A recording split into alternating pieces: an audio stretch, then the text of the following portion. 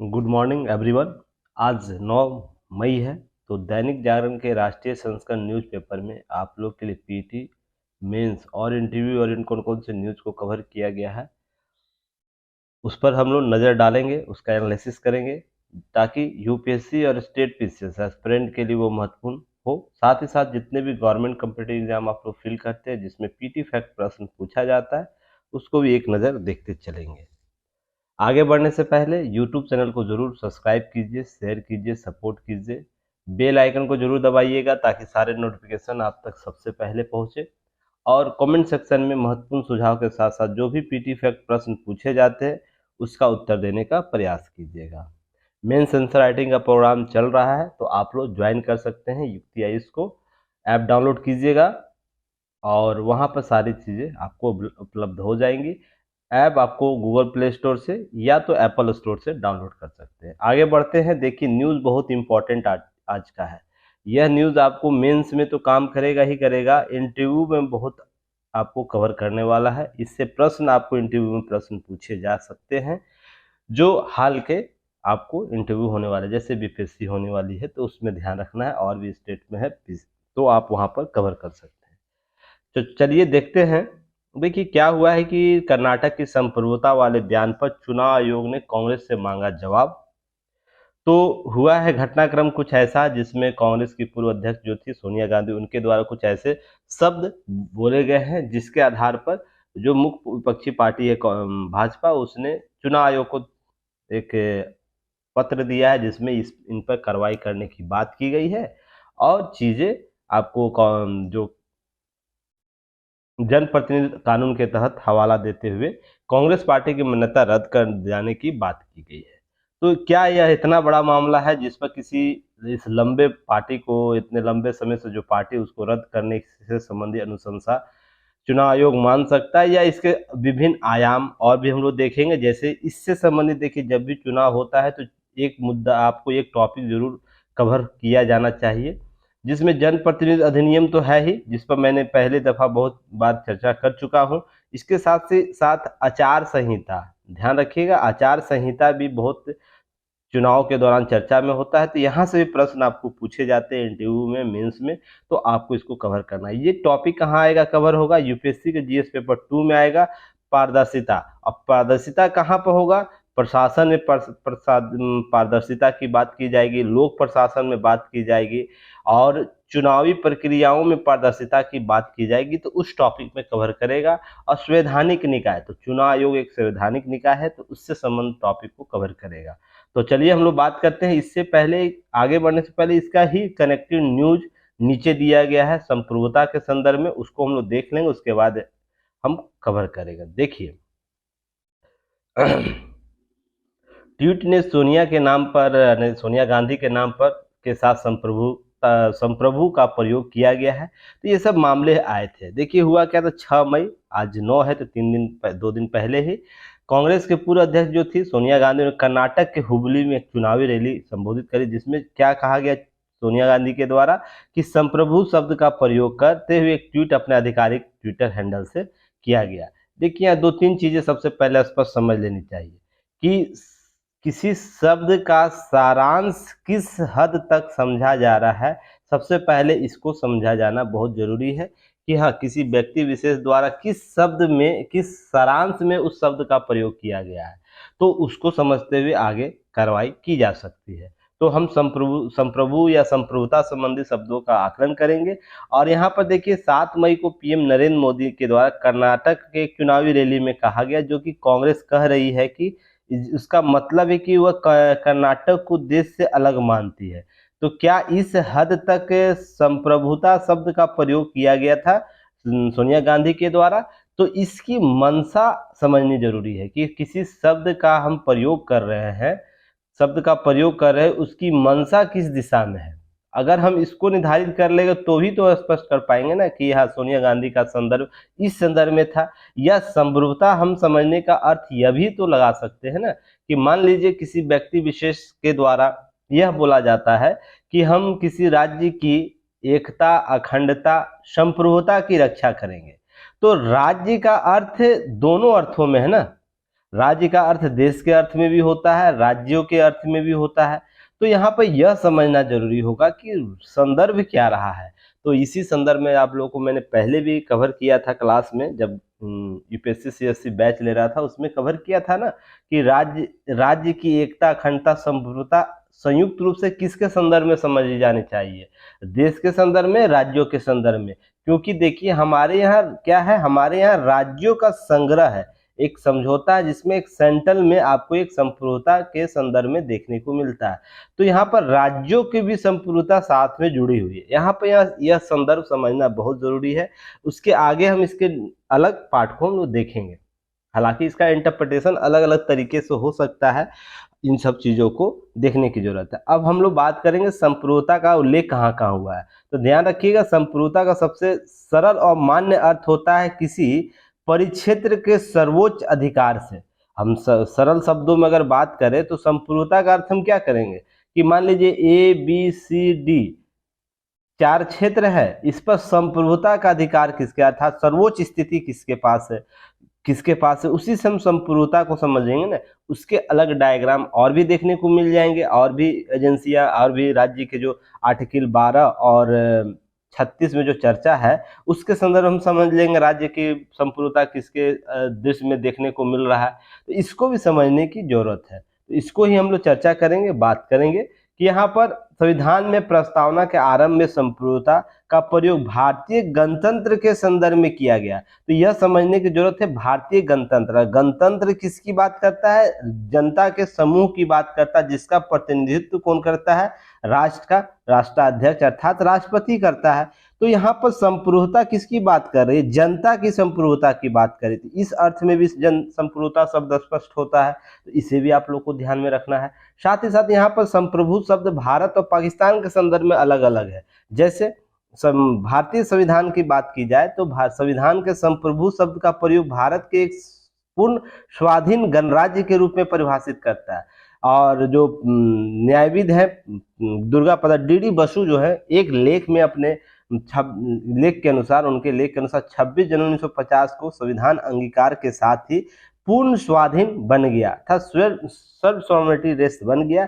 जबकि पाकिस्तान क्या 1956 तक ब्रिटिश डोमिनियन यानी ब्रिटिश राजा के वहां राष्ट्र प्रमुख के तौर पर माना गया। तो शब्दों का संदर्भ समझिएगा, हम 1950 से संप्रभु के जैसे स्पष्ट होने लगे, पर पाकिस्तान वही क्या होता है कि हम संप्रभु ना होकर क्या होते हैं, पाकिस्तान संप्रभु ना होकर क्या होता है कि एक स्वाधीन डोमिनियन स्टेट के तौर पर संप्रभु उसे प्राप्त होता है, जो जाके 1956 के बाद स्पष्ट होती है। तो संप्रभु शब्द का यह भी प्रयोग देखने को मिलता है। अब हम मौलिक कर्तव्य में संप्रभुता शब्द का प्रयोग है।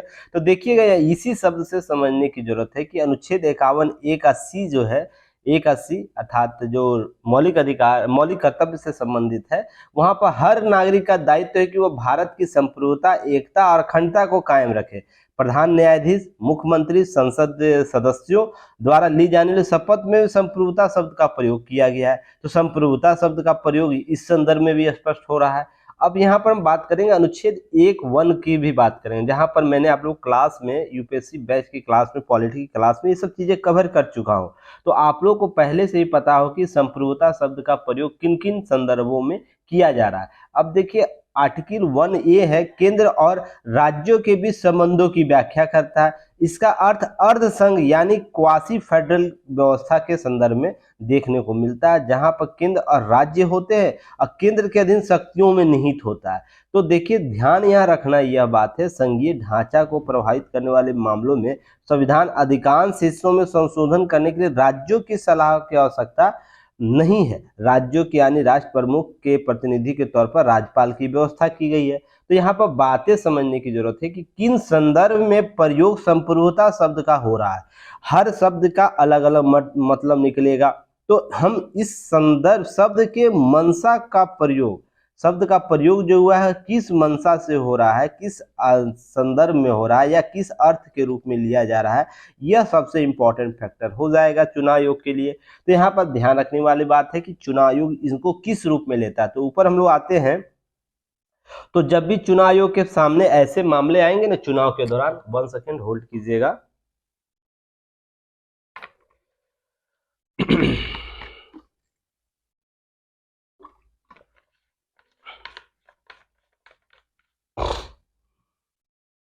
चलिए, जब भी ऐसे मामले चुनाव आयोग के सामने आएगा ना, तो मामले की जांच करने से लेकर जो भी निर्णय आएगा उसके बीच जानते हैं, एक मॉडल आपको आचार संहिता और जनप्रतिनिधि अधिनियम के तहत ही कार्रवाई किया जाएगा, उसको शक्ति प्राप्त है या तो इस प्रकार से चीजें स्पष्ट की जाएगी।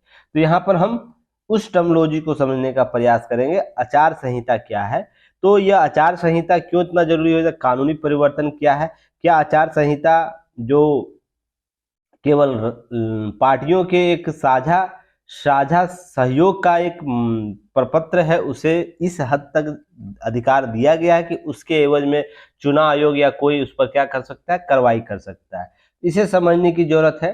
तो इसे समझने की जरूरत क्या कीजिएगा, आप लोग बात करना है यहाँ पर आचार संहिता के बारे में। मॉडल कोड ऑफ कंडक्ट क्या है उससे आप लोग जानिए पहले, क्योंकि यह टर्मिनोलॉजी आपसे बाद में पूछी जाएगी। अब चुनाव आयोग इस पर क्या फैसला लेगा वो अलग मुद्दा है, पर अभी हम लोग फिलहाल उसके टर्मिनोलॉजी को समझ लेंगे कि आचार जो आदर्श आचार संहिता कानूनी तौर पर लागू नहीं है। ध्यान रखिएगा, किसी भी कानून में लागू नहीं है, न संवैधानिक रूप से न विधिक रूप से, ठीक है। यह एक प्रपत्र है जिसे सभी पार्टियां क्या करती है, मानती है। जैसे एग्रीमेंट के तौर पर हम लोग मान सकते हैं इसे, कि आचार संहिता का उल्लंघन करने वाले व्यक्ति कानूनी तौर पर सजा नहीं दी जा सकती है। सबसे पहले तो आपको ये जानने की जरूरत है। तो भाई हाँ, बहुत से जगह आपको देखने को मिलता है, मान लीजिए किसी प्रकार का उल्लंघन होता है इस आचार आदर्श संहिता के लिए, तो चुनाव आयोग उस पर निर्णय लेती है, निर्णय सुनाती है, या उस पार्टी को बैन कर देती है कुछ समय के लिए, या तो उस व्यक्ति विशेष जो इस आचार संहिता को उल्लंघन करता है उसको चुनावी प्रक्रियाओं से दूर रख देता है। तो ये सब किया जाता है। तो फिर ये कैसे ये सजा दी जाती है, ये भी तो एक सजा का प्रकार है ना। केवल दंड दे देना अर्थात आर्थिक दंड या लंबे समय तक दंड देना ही दंड नहीं होता है ना। तो इसके लिए किंतु इसके कुछ प्रावधानों को भारतीय दंड संहिता 1860, दंड प्रक्रिया संहिता 1973 और जन प्रतिनिधि अधिनियम 1951 के आदि के माध्यम से लागू किया जा सकता है। तो यह ध्यान रखिएगा, यह संपूर्ण रूप से लागू नहीं है, पर विभिन्न विधिक कानूनों में कुछ आंशिक रूप से जरूर लागू, जिसमें भारतीय दंड संहिता 1860 के तहत लागू होता है, दंड प्रक्रिया संहिता 1973 तहत लागू होता है और जन प्रतिनिधि अधिनियम 1951 के माध्यम से लागू किया जा सकता है। तो यह इंपॉर्टेंट, यह समझने का प्रयास कीजिएगा, यह कानूनन तौर पर क्या है, कानूनन तौर पर बाध्य नहीं है, पर कानूनन तौर पर कानूनी सीमा के तहत है। ध्यान रखिएगा, जो शब्द मैं बोल रहा हूं उसे आप लोग अच्छे तरीके से समझिएगा कि आदर्श आचार संहिता कानूनन क्या है, बाध्य नहीं है। बाध्य नहीं है कि एक विधि बना दिया गया, एक्ट बना दिया गया, या किसी रूल एंड रेगुलेशन के तहत एक कानूनी बाध्यता नहीं है, पर यह कानूनी सीमा के तहत है। कानूनी सीमा का कहने का अर्थ क्या होता है कि किसी न किसी कानून के प्रावधान इस पर लागू होते हैं। तो यह भी आपको समझने की जरूरत है।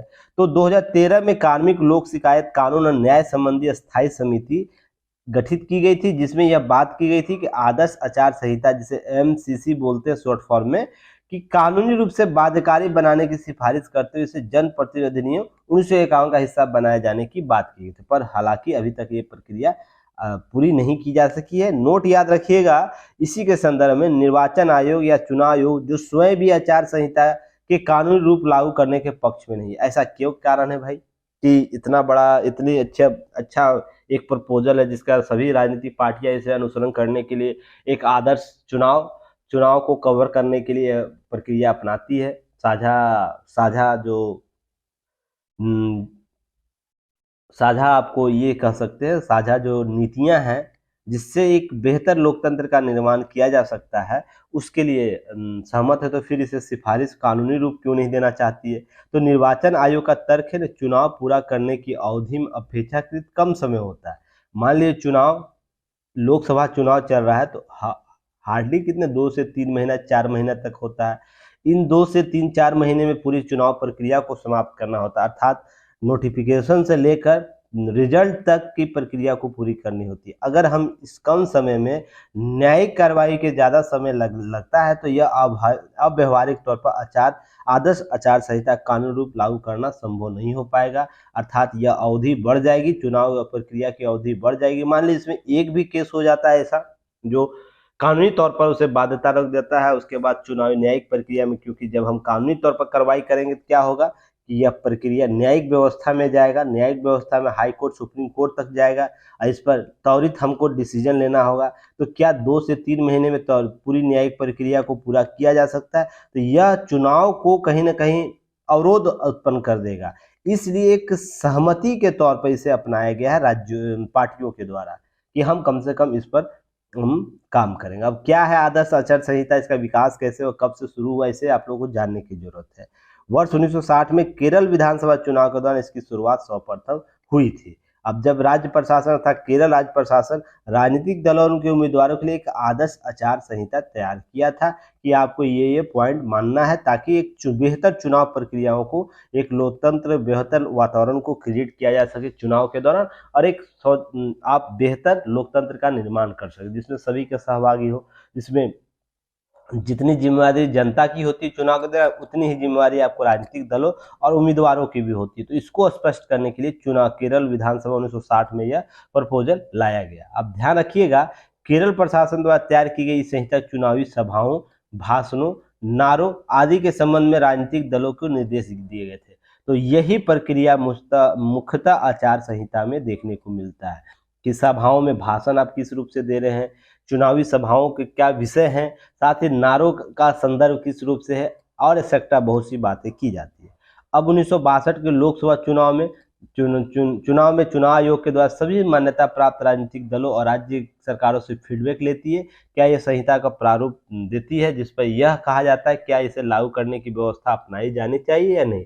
ये सब बातें हुई थी। अब ध्यान रखने की बात आपको यहाँ पर यह है कि 1991 में आचार संहिता को और अधिक सख्ती से लागू करने का निर्णय लिया गया। समान रूप से यह चलन में आने लगा और आज आदर्श आचार संहिता हमारे देश में बेहतर तरीके से कार्य कर रहा है। सभी पार्टियां, सभी उम्मीदवार इसका अमूमन प्रयास करती। देखिए जाने अनजाने में गलतियां हो जाती है क्योंकि जनता को, भीड़ को अपने ओर आकर्षित करना है। तो इस दशा में क्या होता है, किसी पार्टी विशेष द्वारा, किसी पार्टी व्यक्ति के द्वारा किसी शब्द का है ना द्विअर्थी शब्द निकाल लिया जाता है। तो ये भी ध्यान रखने वाली बात है, इस सीमा का भी उल्लंघन नहीं होना चाहिए। अब आदर्श आचार जो संहिता का प्रावधान किन किन से संबंधित है उसको भी ध्यान रखना। समान आचरण से, अर्थात व्यक्ति, पार्टी और उसके व्यक्ति उम्मीदवारों के द्वारा समान आचरण क्या होने चाहिए इससे संबंधित है। चुनावी घोषणा पत्र किस रूप से आप दे रहे हैं, किसी के अहित के संदर्भ में बात नहीं करें, किसी को डायरेक्टली इनडायरेक्टली आपको फायदा नहीं होना चाहिए। ध्यान रखने का बात यह है कि चुनावी घोषणा पत्र लोकतंत्र के संदर्भ में, लोकतंत्र के मजबूतीकरण के संदर्भ में होना चाहिए। किसी जाति विशेष के टीका टिप्पणी की बात ना होनी चाहिए। ये सब बातें की जाएगी। अब चुनावी घोषणा पत्र ध्यान रखिएगा, उसका जुलूस जैसे निकाला जाता है जनसभाओं में शामिल होने के लिए, तो उस जुलूस प्रक्रिया के संदर्भ में भी बहुत से नियम कानून बनाए जाए, किस तरह सीमा निर्धारित किया जाए, एक बाउंड्री निर्धारित किया जाता है जिसके तहत आपको कार्य करना है, अपना जुलूस निकालना है, किसी धार्मिक उन्माद को बढ़ावा नहीं देना। ये सब बातें की गई है। अब सभा में बातें जो बोली जाती है, सभा जो आयोजित की जाती है उसमें किसी प्रकार के व्यक्ति विशेष, जाति विशेष, धर्म विशेष, पंथ विशेष या किसी भी प्रकार से हम उन सीमाओं का उल्लंघन नहीं करेंगे जो दूसरे व्यक्ति के लिए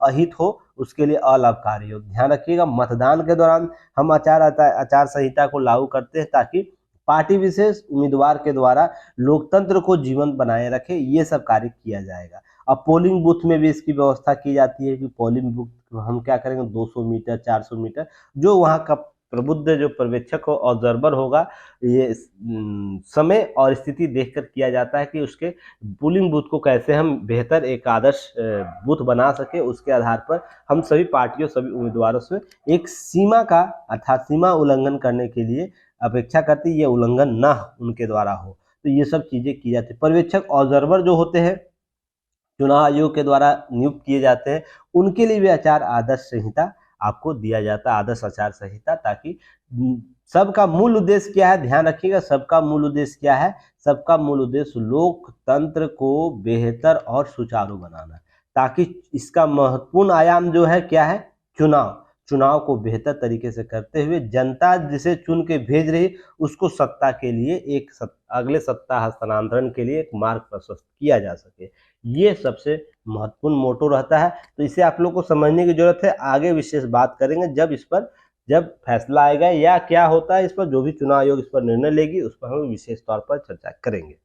क्लियर यहाँ तक? कोई इशू हो तो मुझे बताइएगा। चलिए कमेंट सेक्शन में जरूर आप लोग बताइए कि टॉपिक कैसा लगता है, आप लोग का एनालिसिस किस प्रकार से किस स्तर तक समझ में आ रही है, इन सब चीजों को स्पष्ट करिएगा।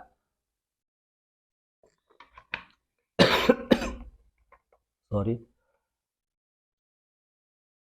इन सब चीजों को जरूर स्पष्ट कीजिए ताकि और भी लोग मोटिवेट हो सके, और सभी का प्रयास ही हमें और आपको सफल बनाएगा। ध्यान रखिएगा, जिस प्रकार से पेपर एनालिसिस मेरे द्वारा किया जा रहा है, आपका सपोर्टिव मैसेज आता है, उम्मीद करता हूँ और बेहतर करने का। तो जैसे जैसे आप लोग हमारे टीम को मजबूत करें, यूपी आईएएस को, विजडम एजुकेशन को जिस तरीके से मजबूत करेंगे, वैसे ही हम लोग स्मार्ट टीवी में आएंगे। और मैंने टारगेट दिया था कि युक्ति आईएएस 10,000 जब आ जाएगा तो उसके बाद हम लोग स्मार्ट टीवी पर कवर करेंगे। अभी 3500 के आसपास है, जल्दी आप लोग हमें उस मुकाम तक पहुंचाइए। उसके बाद हम लोग स्मार्ट टीवी पर आएंगे और भी बेहतर तरीके से एक साथ बहुत से सोर्स आपको मैं दिखाऊंगा कैसे इसको चीज़ों को कवर किया जा सकता है। तो आप लोग का सहयोग बहुत ज़रूरी है। अब चलिए, एक मुद्दा आया था, इसको भी आप लोग याद रखिएगा। FATF, यह जो कार्रवाई जो बल है, यह बहुत ही चर्चा में रहता है हमेशा, खासकर पाकिस्तान के संदर्भ में, आपको हमारे पड़ोसी देश के संदर्भ में देखने को मिलता है। तो यह यूपीएससी के जीएस पेपर 2-3 सरकारी नीतियां मनी लॉन्ड्रिंग के टॉपिक में आएगा, जहां पर यह बात की है समीक्षा के कारण जो ईडी निदेशक उनका कार्यकाल नवंबर में होंगे सेवानिवृत्त केंद्र सरकार के द्वारा, यह बातें की गई। देखिए, ईडी के जो चीफ है संजय कुमार मिश्रा, हालांकि कल मैंने ईडी के बारे में चर्चा भी किया हूँ, तो आप लोग को ध्यान रखना है कि उनकी नियुक्ति है ना, पुनः नियुक्ति, कार्यकाल बढ़ाया गया है और विस्तार दिया जा रहा है इस पर। एक सुप्रीम कोर्ट में क्या हुआ है कि याचिका दायर की गई है, तो वहाँ पर सुप्रीम कोर्ट के द्वारा कुछ बातें पूछी गई, उनके जवाब में ये सब बातें आई हैं का, जहाँ पर कहा गया है कि देखिए, इस साल वित्तीय कार्यवाही कार्यबल का समीक्षा के कारण उन्हें विस्तार दिया गया कि वित्तीय जो FATF का कार्रवाई जो 2019 में होना था समीक्षा बैठक, वो नहीं हो सका है कोविड के कारण। तो 23 में उसकी बैठक अपेक्षित है। तो नवंबर तक इनकी कार्यकाल पूरी कर ली जाएगी। जब FATF की बैठक होगी उसके बाद इनको है ना, इनका कार्यकाल पूरा हो जाए तो इनके स्थान पर दूसरे की नियुक्ति की जाएगी। यहाँ तक बातें की गई थी। तो कुछ चीजें आप लोग को समझने की जरूरत, FTA क्या है, उसकी कार्रवाई बैठक क्या होती है, तो ये सब चीजें। अब SK मिश्रा पुलिस महानिदेशक नहीं है, लेकिन वह अंतर्राष्ट्रीय स्तर पर देश के प्रतिनिधित्व करते हैं। तो ध्यान रखिएगा, अंतर्राष्ट्रीय स्तर पर उनको ख्याति बहुत प्राप्त है, उनको नॉलेज बहुत बात, एक्सपीरियंस बहुत ज़्यादा है। इसके संदर्भ में वर्तमान में सर्वश्रेष्ठ विकल्प उनको FTF के वार्ता के लिए वर्तमान में मिश्रा सर्वश्रेष्ठ विकल्प है। वह कई वर्षों से इस पद पर हैं और बेहद अनुभवी हैं। वह मनी लॉन्ड्रिंग, ध्यान रखिएगा, मनी लॉन्ड्रिंग से संबंधित अन्य महत्वपूर्ण जांचों की देखरेख कर रहे हैं। यह ठीक है कि कोई व्यक्ति अपरिहार्य नहीं होता, लेकिन राष्ट्र हित में उसकी निरंतरता आवश्यकता होती है। ध्यान रखिए, ये सब बातें की गई है। और जो FTF की जो समीक्षा बैठक 19 में होने वाली थी, वो वैश्विक कोविड के कारण क्या 2023 में होने वाली, ये सब बातें की गई। तो न्यायालय ने कुछ बातें पूछी हैं उनके द्वारा, क्या कोई व्यक्ति इतना अपरिहार्य हो सकता है कि एक व्यक्ति के बिना ईडी निष्क्रिय हो जाएगा? तो इस संदर्भ में सब बातें हुई है। तो चलिए, इसके संदर्भ में ध्यान रखिएगा, जो FTF के बार बार चर्चा आ रहा है, ईडी के बारे में कल चर्चा हो ही चुका है। तो वित्तीय कार्रवाई बल के संदर्भ में मैंने पहले भी चर्चा किया हूँ, याद होगा, जो पुराने स्टूडेंट मेरे होंगे उनको पता है कि इसके बारे में मैं पहले भी चर्चा कर चुका हूँ। फाइनेंशियल एसेट टास्क फोर्स जो FATF जो होता है, बार बार हमेशा आपको हर 2-3 महीने बाद इसका नाम आपको देखने को मिल जाएगा। ब्लैक लिस्ट, ग्रे लिस्ट, बहुत से लिस्ट आपको जारी किए जाते हैं इसको, खासकर पाकिस्तान के संदर्भ में। तो इसको ध्यान रखिएगा। 1989 में पेरिस के जी शिखर सम्मेलन में स्थापित किया गया था। यह अंतर सरकारी निकाय है जो फाइनेंशियल एक्शन टास्क फोर्स के रूप में स्थापित किया गया था। इसका मुख्य उद्देश्य क्या था? किसी देश के धन शोधन विरोधी आतंकवादी रोध विकल्प के आकलन करना, उसका शोधन कैसे कहाँ से आ रहा है, इसके संदर्भ में जांच करना। ध्यान रखिएगा, इसका मुख्यालय कहाँ, आपको पेरिस में है, OECD के मुख्यालय में स्थित है और इसके 39 सदस्य हैं। तो ध्यान रखिए, सभी पर मैंने पहले चर्चा की है। इसका मुख्य उद्देश्य वित्तीय, अंतर्राष्ट्रीय वित्तीय प्रणाली में अखंडता के लिए मनी लॉन्ड्रिंग, आतंकवादी वित्त पोषण और अन्य संबंधित खतरों को निपटना इसका मुख्य कार्य है। ये भी आप लोग को पहले मैंने बताया। अफ्रीकी विकास बैंक एशियाई विकास बैंक, आर्थिक सहयोग और विकास OECD, विश्व बैंक, विश्व सीमा शुल्क संगठन और आदि संगठन इसमें शामिल है। 39 देश के अतिरिक्त अन्य क्षेत्रीय संगठन जो वो भी इस पर शामिल, क्योंकि वित्तीय लेन देन से संबंधित है। प्रमुख देश एफसीजेड की जो प्रमुख देश उसकी आप लोग के यहाँ नाम दिया गया, एक बार जरूर इसे देखिएगा, यहाँ से पीटी फैक्ट प्रश्न जरूर पूछा जाता है, तो इसे एक बार देख लेना है आप लोगों को। तो ध्यान रखिएगा, यहाँ पर 2-3 चीजों को ध्यान में रखना है। क्या याद रखना है कि यहाँ पर सूचियां क्या हैं, जो फाइनेंशियल नेशनल टास्क फोर्स जो सूचियां जारी करती है, तो ग्रे लिस्ट जारी करता है, जो क्या करता है, टेरर या आतंकवादी फंडिंग, मनी लॉन्ड्रिंग से समर्थन के लिए सुरक्षित स्थल माना जाता है, उसे एफटीएफ क्या करती, ग्रे लिस्ट डाल देती। इस सूची में शामिल किया जाना संबंधित देश में चेतावनी के रूप में देखा जाता है कि भाई तुम ठीक हो जाओ, नहीं तो तुम्हें ब्लैक लिस्ट में डाला जाएगा, तो इसे ग्रे लिस्ट के तौर पर इसे जाना जाता है। अब ध्यान रखिएगा, ब्लैक लिस्ट भी इसकी चर्चा होती है। ब्लैक लिस्ट क्या है, तो असहयोगी देश क्षेत्रों, नॉन कोऑपरेटिव जो कंट्रीज होती है, टेरिटरी होती है, के रूप में जाने वाले ब्लैक लिस्ट में शामिल किए। यह देश आतंकी फंडिंग, मनी लॉन्ड्रिंग गतिविधियों में समर्थन करते हैं। और इससे पहले भी मैं चर्चा किया मनी लॉन्ड्रिंग क्या है, फंडिंग क्या है, इसलिए मैं बार बार बोलता हूँ आप लोग को। जो न्यू स्टूडेंट है, जो नए स्टूडेंट है, क्या कीजिए, युक्ति है इसके यूट्यूब चैनल पर जाइए, वहाँ पर 2022 का प्लेलिस्ट बना होगा, 2022 का दैनिक जागरण न्यूज़पेपर एनालिसिस का, उसके सभी वीडियो एक बार देख लीजिए। जो पहले चर्चा हो चुका है उसके स्टैटिक्स पार्ट को आपको देख लेना है, फास्ट फॉरवर्ड करके स्टैटिक्स पार्ट को देख लेना, ताकि आपका ना क्रिस्टल क्लियर चीज़ें स्पष्ट हो जाए कि हाँ किसी टॉपिक के बारे में कैसे चर्चा की गई है। और मेहनत आपको करना है, रिजल्ट आपको लेना है, तो मेहनत भी आप ही करनी होगी। अब ऐसा नहीं हर चीज़ परोस के दिया जा सकता है, देखिए मेरी भी सीमा है, तो उस सीमा का उल्लंघन आप लोग नहीं कीजिएगा। देखिए कोऑपरेटिव माइंडसेट से रहिए, और जो स्टूडेंट पढ़ने वाला है ना, और जो चीज़ें इधर उधर की नहीं करता, जिनको रिजल्ट से मतलब है ना, वो हर चीज़ वो कर सकता है जैसे कि सीमा से बाहर भी हो।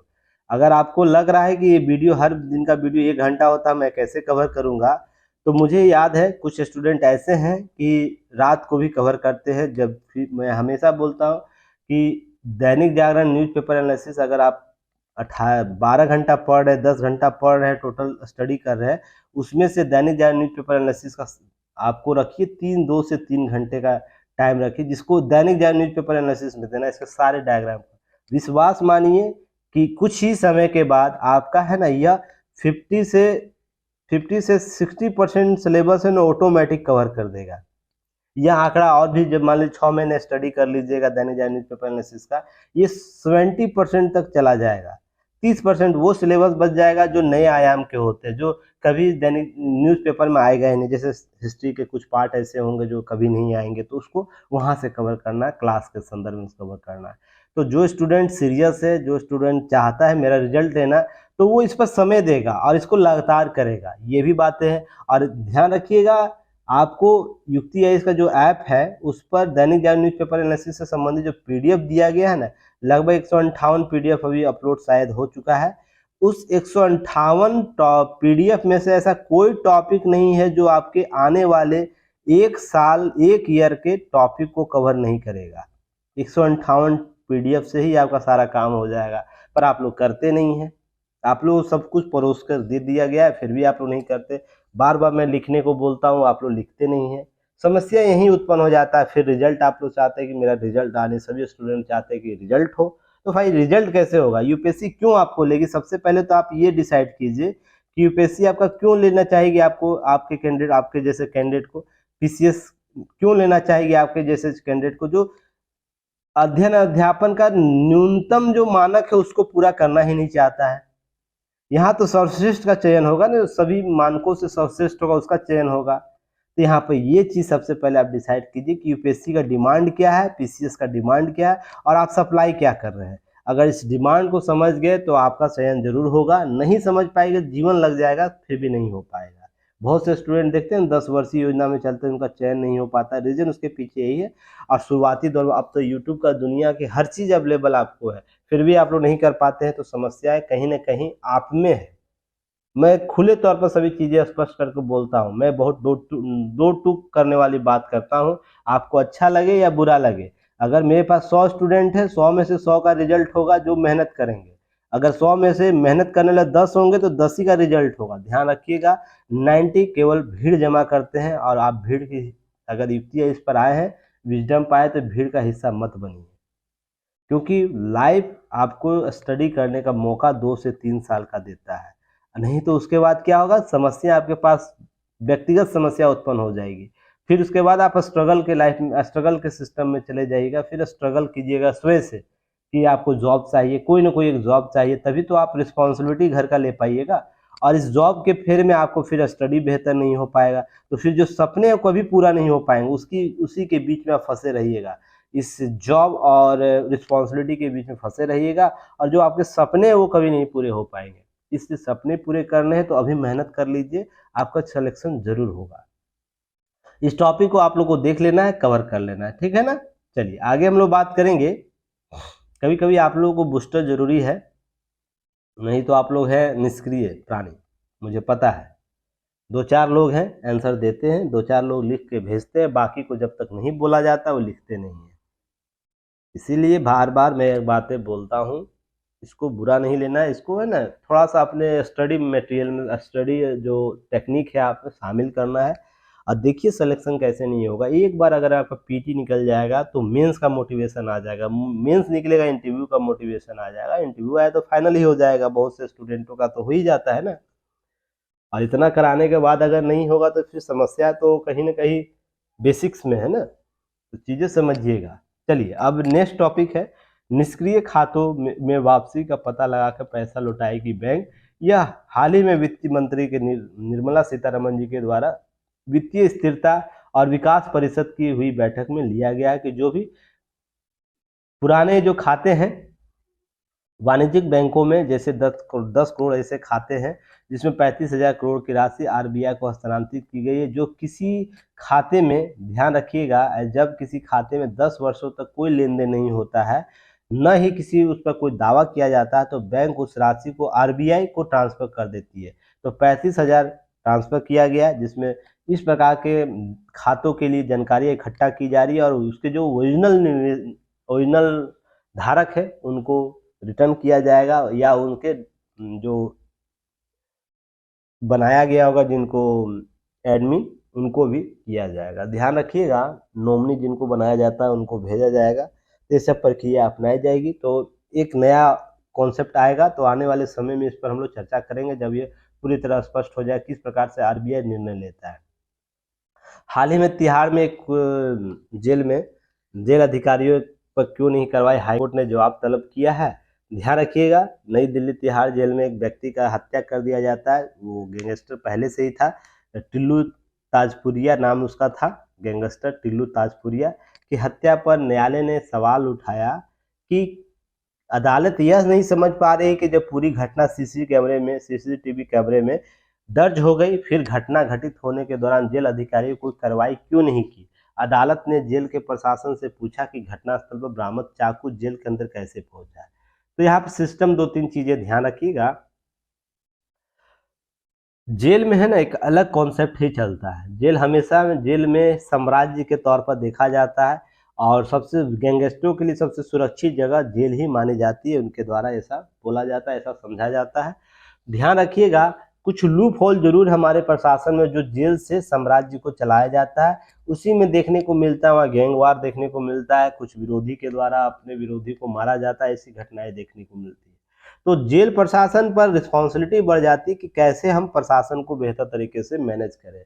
अब छोटा सा साम्राज्य, और ध्यान रखिएगा इस जेल के 4 दीवारी में जेल सुपरिटेंडेंट ही सर्वोपरि पद के तौर पर होता है, उसके मर्जी के खिलाफ कुछ अंदर या बाहर नहीं जा सकता है, तो उसके लिए अधिकारी बहुत से लोग होते हैं। तो अंतिम रिस्पॉन्सिबिलिटी किसके पीछे होगा, जेल सुपरिटेंडेंट के पद पर होगा।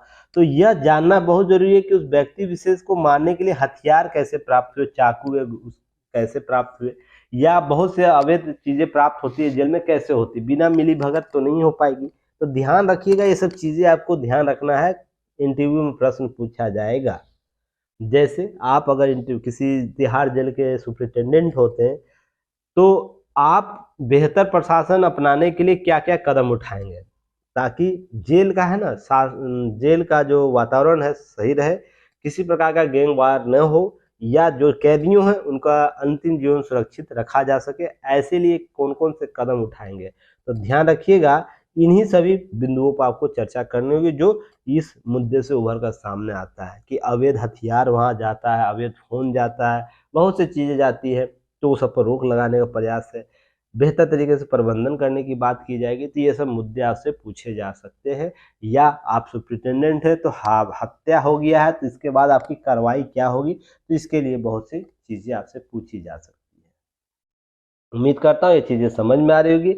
अब देखिए यूपीएससी के जीएस पेपर 2 में यह टॉपिक कवर होगा, खाड़ी देशों की बड़ी भूमिका पर भारत की नज़र, क्षेत्रीय समूह के टॉपिक में यह आएगा। यूपीएससी के जीएस पेपर 2 के क्षेत्रीय समूह जो है होता है उसमें, और स्टेट क्वेश्चंस वाले क्या करेंगे, अपने अपने जीएस सिलेबस से कवर कर लेंगे। देखिए हाल ही में I2 U2 संगठन आया था, तो ये क्वेश्चन का उत्तर दीजिएगा। यह बीपीएससी के एनसीईआरटी में पूछा भी गया, यूपीएससी में प्रश्न पूछा गया है यहाँ से, तो ध्यान रखिएगा।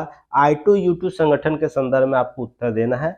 इसका गठन कब हुआ था, इसमें कौन कौन से देश हैं, इसकी औपचारिक घोषणा क्या है, किस उद्देश्य से इसका गठन किया गया, इसके लक्ष्य क्या क्या निर्धारित किए गए, और इस देश I2 और U2 का जो विजन क्या है, इसके संदर्भ में आपको आंसर देना है। हालांकि हम बात करेंगे अभी फिलहाल इस पर हम लोग पहले भी चर्चा कर चुके हैं I2 U2 पर। अभी फिलहाल हम लोग चर्चा करेंगे खाड़ी देशों में जो स्थितियां उभर कर सामने है उस पर। देखिए खाड़ी देश में चीन के बढ़ते दबदबे की काट के लिए अमेरिका क्या कर रहा है, भारत के साथ एक नए मंच की खोज कर रहा है। और देखिए भारत उन देशों में है ना बेहतर भूमिका अदा कर सकता है जहां पर भारत के रिश्ते बेहतर है।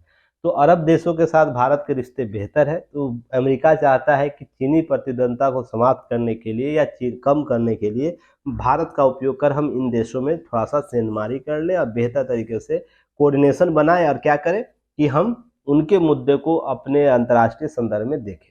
ये सब बातें की जा रही है। अक्टूबर 2021 में भारत, अमेरिका, यूएई, इजराइल के साथ मिलकर I2 U2 नामक एक संगठन स्थापित किया था इसी संदर्भ में, और यह चीन प्रतिद्वंदता के संदर्भ में देखने को मिला था कि हम उसके जो चीन की बढ़ रही है उसकी शक्तियां बढ़ रही, उसको संतुलित करने के लिए किया जा रहा है। भारत, यूएई, सऊदी अरब और अमेरिका ने आपसी सुरक्षा सहयोग के विभिन्न आयामों पर बात की है, और इसके बाद एक बैठक ऑर्गेनाइज की है जिसमें हम लोग बातें ये सब कर रहे हैं, सुरक्षा के संदर्भ में बेहतर प्रबंधन करेंगे, शांति स्थिरता को बढ़ावा रखेंगे, ये सब बातें की गई है।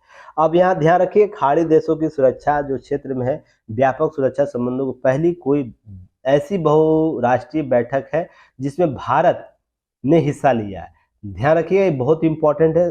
खाड़ी देश के लगभग देशों के साथ भारत के रिश्ते अच्छे हैं, पर ऐसा पहली बार हो रहा है जब इस तरीके से सुरक्षा के मुद्दे पर भारत की बैठक वहां पर सहभागिता देखने को मिल रही है। तो एक अलग मुद्दे हो जाएंगे, इस पर जो भी मामला आएगा, जो भी निकल के निचोड़ मुद्दे आएंगे उस पर हम लोग चर्चा करेंगे, ठीक है ना।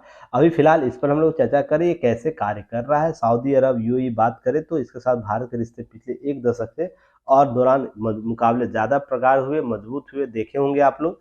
जब यूएई ने भारत एक मंदिर के, जब किसी मुस्लिम कंट्री में अगर एक बुत परस्ती का कॉन्सेप्ट जो आपको देखने को मिलता है इस्लाम में कि मूर्ति का पूजा नहीं करेंगे, और उस देश में मूर्ति अगर मंदिर खुल जाए तो कहीं ना कहीं बेहतर प्रगाढ़ है, रिश्ते बेहतर मजबूत है।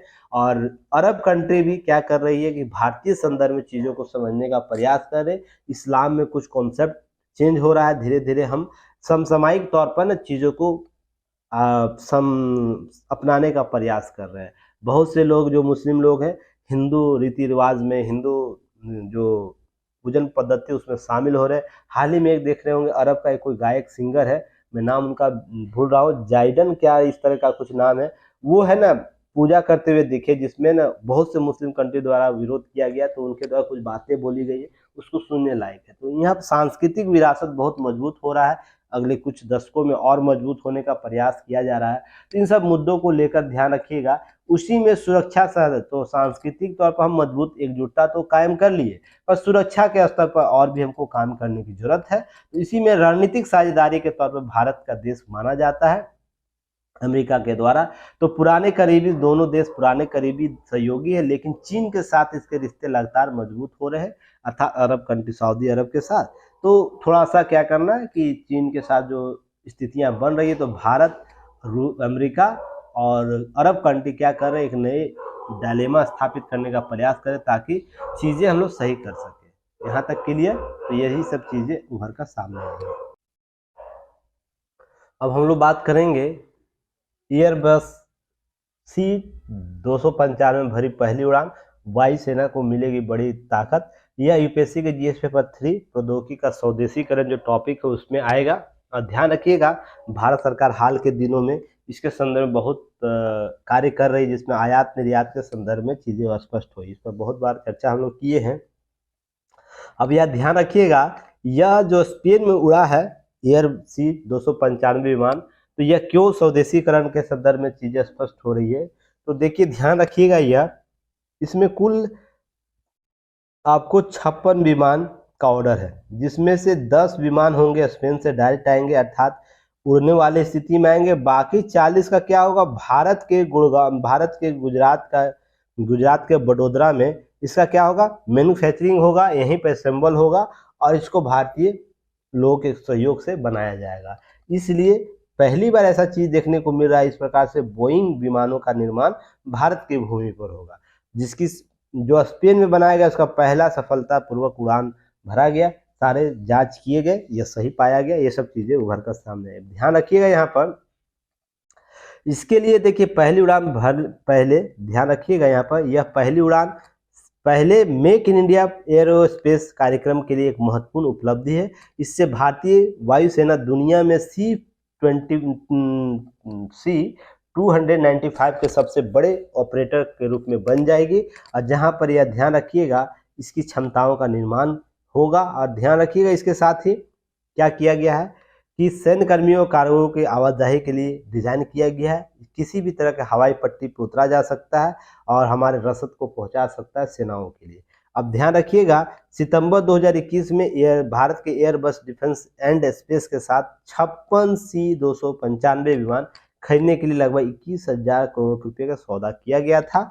और यहाँ पर उसी इस विमानों का जो किसके साथ रिप्लेस किया जाएगा, एवरो 748 जो अभी उपयोग किया जाता है वायुसेना के द्वारा, उसके द्वारा रिप्लेस किया जाएगा और 2023 तक आपूर्ति कर दी जाएगी और अगस्त 2025 के बीच हो, 23 से लेकर 25 के बीच में होगा। सितंबर 23 में पहली आएगी खेप और अगस्त 2025 तक पूरी 56 आपको C295 प्राप्त हो जाएगा। अब ध्यान रखिए ये क्यों इतना इंपॉर्टेंट हो जाता है, इसलिए यहाँ पर देखिए, यहाँ पर लिखा हुआ है जो चीजें उसको समझने का प्रयास कीजिएगा।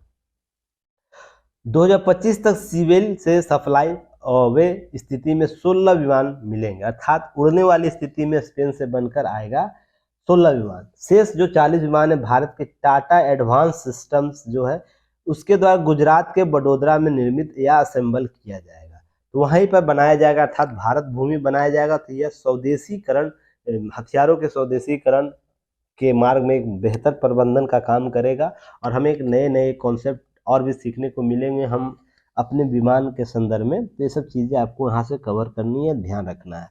तो ये सब पीटी फैक्ट के तौर पर प्रश्न पूछेगा, इसको याद रखना है, ठीक है। अब नेक्स्ट हम लोग बात करेंगे नीचे एडिटोरियल में आते हैं।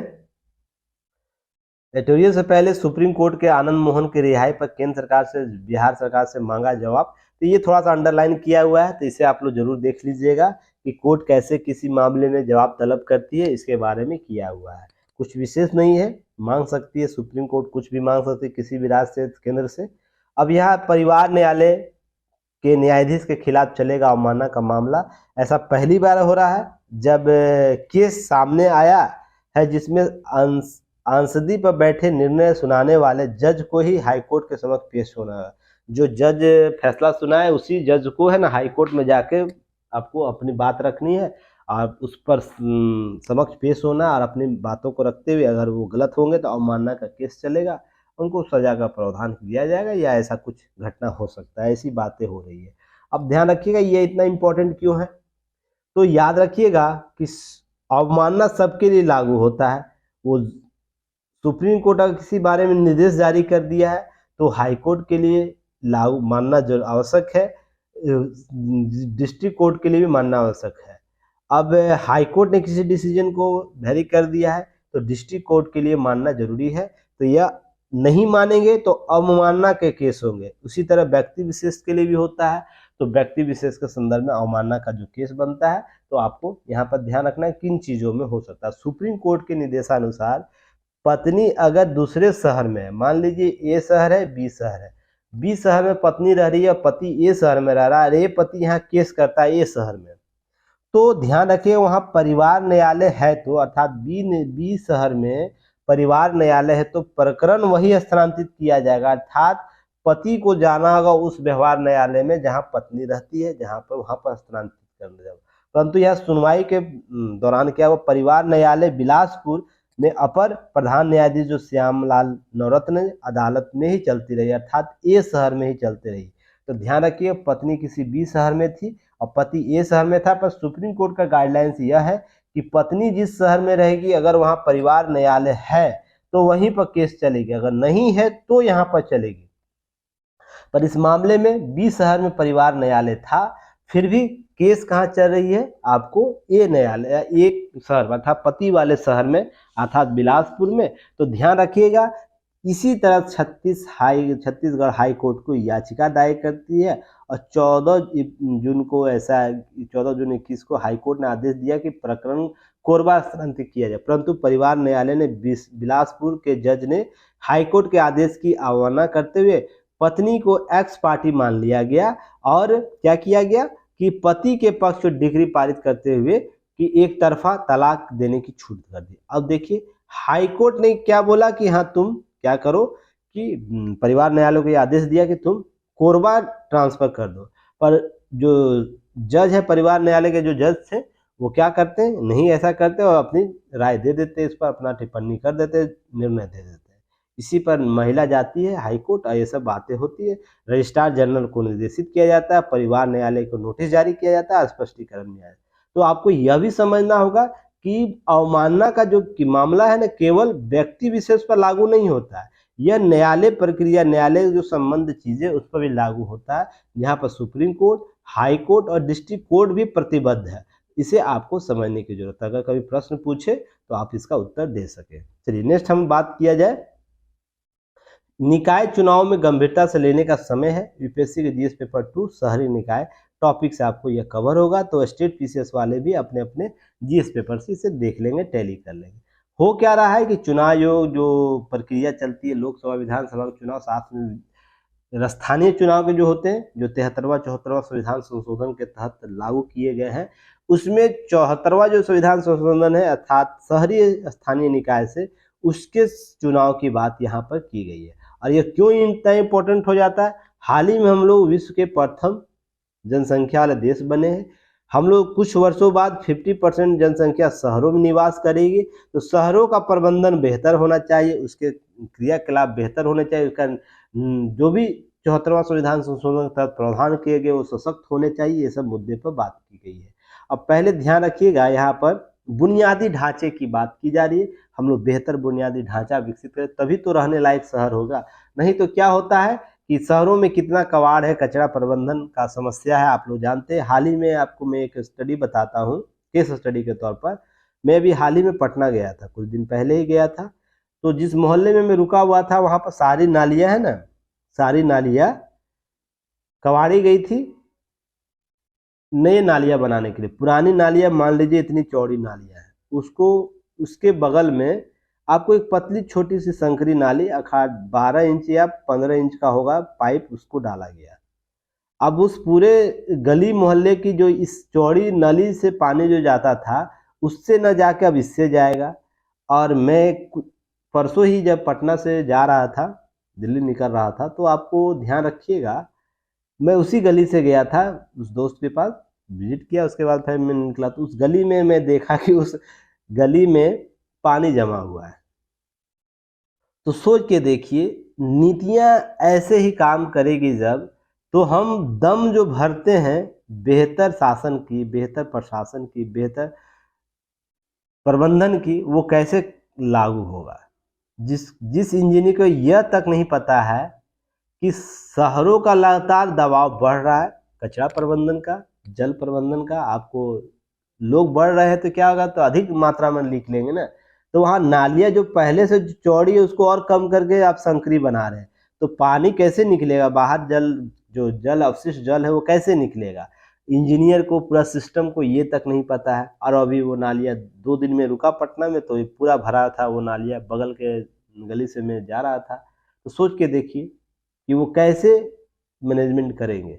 और ये केवल पटना का हाल नहीं है, पूरा दिल्ली तक का हाल है। दिल्ली में भी आपको ऐसे देखने को, थोड़ा सा बारिश होगा सीवेज से पानी निकलना शुरू हो जाएगा, सीवेज में पानी ही नहीं जाएगा, कुछ वक्त के बाद जब आएगा नगर पालिका का उसको ठीक करेगा तब जाएगा।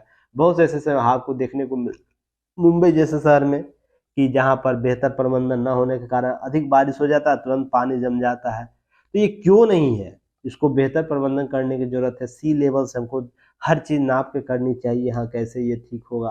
तो यही समस्या इस लेख में बताया गया है कि हम शहरों का विकास तो चाहते हैं, स्मार्ट शहर तो चाह रहे हैं, पर स्मार्ट प्रबंधन करने को तैयार ही नहीं है। तो इसके लिए कैसे हमको काम करना, उसके लिए जनप्रतिनिधि जो होते हैं उनको बेहतर करने की जरूरत है, उनको अपने दायित्व बताने की जरूरत है, उनको दायित्व के अनुसार काम करने की जरूरत है। तो ये सब चीज़ों पर मुद्दे पर बात की गई, इसे आपको अंडरलाइन किया, वैसे देखिएगा। अब एक टॉपिक और है, महत्वाकांक्षी राष्ट्रीय क्वांटम अभियान हाल ही में शुरू किया गया, जिस पर मैंने चर्चा भी किया था, आपको न्यूज एनालिसिस भी किया था। यह टॉपिक आपको यूपीएससी के जीएस पेपर 3 नवीन प्रौद्योगिकी जो होता है, नवीन नवीन कॉन्सेप्ट आता है, उससे संबंधित टॉपिक में आपको आएगा, जहां पर राष्ट्रीय क्वांटम मिशन मंजूर किया गया था। अगले 6 साल तक क्वांटम तकनीक पर आधारित शोध किए जाएंगे, बढ़ावा दिया जाएगा, इसमें 6,000 करोड़ रुपये खर्च होंगे। अब इसमें ध्यान रखिए, भारत राष्ट्रीय क्वांटम मिशन शुरू करने वाला विश्व का 7वां देश है। आपको पीटी फैक्ट यहाँ से प्रश्न पूछ सकता है। इससे पहले अमेरिका, चीन, कनाडा, जर्मनी, फ्रांस और फिनलैंड के द्वारा शुरू किया गया था क्वांटम मिशन। अब क्वांटम मिशन कितना इंपॉर्टेंट है आप इसे ध्यान रख सकते हैं, भविष्य में होने वाले आर्थिक सामाजिक बदलाव के वाहक के रूप में इसे माना जाता है। ऑटोमेशन आधारित सेवाओं का विकास करना हो, वर्चुअली करेंसी से लेकर साइबर सुरक्षा के मुद्दे हो, अभेद दीवार के रूप में खड़ी करनी हो, तो ये सब चीज़ें आपको करना होगा। ध्यान रखिएगा, इसके साथ दवाओं की खोज करने, अनुश्रृंखला बनाने, जलवायु आपदा प्रबंधन, रियल टाइम मुहैया कराने, क्वांटम कंप्यूटर के संबंधित जो भी चीज़ें हैं, इसको पूरा करने के लिए आपको ये सब चीज़ें करनी होगी, देखनी होगी, जाननी होगी। तो इसके लिए ध्यान रखिए, क्वांटम जो टेक्निक डेवलप किया जा रहा है, इसके लिए परंपरागत यांत्रिक आधारित जो सूचनाएं थी उसको बेहतर करके ठीक कर रहे हैं, और इस सब पर हम लोग बेहतर चीज़ें आगे करेंगे। अब ध्यान रखिएगा, क्वांटम यांत्रिकी भौतिकी का वह मौलिक सिद्धांत है जो उप परमाणु कणों, सब एटॉमिक जो पार्टिकल होते हैं जैसे इलेक्ट्रॉन, फोटोन आदि को अनिश्चितता और गतिशीलता के आधार पर घटनाओं की व्याख्या करता है। यह सिद्धांत कोई भी बदलाव सब एटॉमिक पार्टिकल के अनिश्चितता और संभाव्यता पर निर्भर होता है, इसलिए इस पर वस्तु के बदलाव की एक अधिक संभावना व्यक्त की जाती है और बेहतर हम लोग स्थिति को यहाँ पर ला सकते हैं, ऐसी बात की जाती है। यहाँ पर क्वांटम के संदर्भ में चर्चा की गई है, आप लोग इसे देख लीजिएगा, पहले भी उस पर चर्चा मैंने किया है, तो इसे आप लोग अच्छे तरीके से कवर कीजिएगा। ऑपरेशन कावेरी के बारे में चर्चा की गई है, और ध्यान रखिएगा 24 अप्रैल से लेकर 5 मई 2011 दिनों तक यह ऑपरेशन चला था। सूडान में जो गृह युद्ध हुआ उसके संदर्भ में भारतीय वायुसेना के 17 उड़ानें चलाई गई, लगभग 3862 भारतीयों को वहां से वापस लाया गया। अब यहाँ ध्यान रखिएगा कि सूडान में ज़्यादातर भारतीय आयुर्वेद की दवाएं बेचने वाले काम करते हैं, जो जड़ी बूटी से जुड़े पेड़ पौधे के दवा बनाने की बखूबी जानते हैं। और उससे सूडान के कर्नाटक के हिक्की पिक्की जनजाति, ध्यान रखिएगा ये पीटी फैक्ट में पूछा जा सकता है, कर्नाटक की कौन सी जनजाति जो है समुदाय आयुर्वेदिक दवाओं का उत्पादन सूडान में करती है, तो हिक्की पिक्की आपको जनजाति ध्यान रखिएगा यह करती है, और इस पर भरोसा अधिक करता है। मेडिकल साइंस, भारतीय मेडिकल साइंस और आयुर्वेद पर भरोसा ज़्यादा है। हम अफ्रीका हमेशा हैजा और हेपेटाइटिस बुखार जैसी बीमारियों से पीड़ित होता है, तो गरीब देश है, जानते ही है, अफ्रीकी कंट्री में बहुत से देश गरीब है जहाँ पर ये सब चीज़ें आयुर्वेद के संदर्भ में अच्छा उनको फीडबैक मिलता है, तो वो लोग सेवन करते हैं। तो भारत के अधिक से लोग वहाँ पर जाते हैं, खासकर कर्नाटक के लोग वहाँ रहते हैं। तो इसी के लिए कर्नाटक और तमिलनाडु के बीच जो नदी बहती है कावेरी, उसी के नाम पर यह इस मिशन का नाम ऑपरेशन कावेरी रखा था।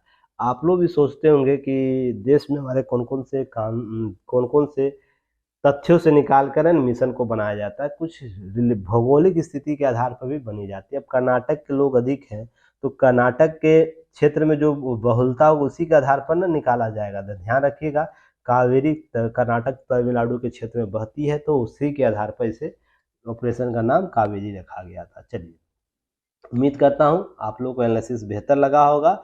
कल फिर हम लोग मिलेंगे एक नए न्यूज एनालिसिस के साथ। तब तक के लिए धन्यवाद। जय हिंद।